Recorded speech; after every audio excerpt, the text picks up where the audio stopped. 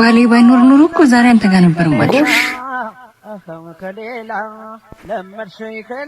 እንዴ መጣህ እንዴ? ምን ነው መምጣቴን ብታውቂ አይሸኝሽም ነበር ወይስ አትስሚውም ነበር? ማለት አይችሻለሁ። ልትዋሽኝ እንዳትሞክሪ።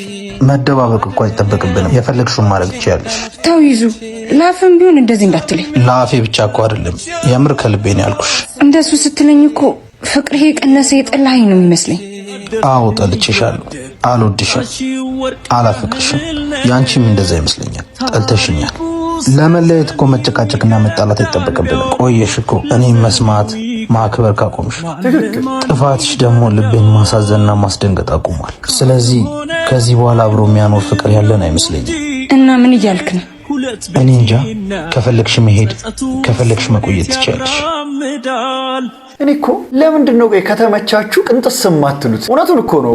ባይዘው ሰዎች ለመለያየት የግዴታ መጨቃጨቅ ምናምን አያስፈልጋቸውም እኮ። በቃ ሲምፕሊ ተከባብሮ ተነጋግሮ መለያየት እኮ አለ።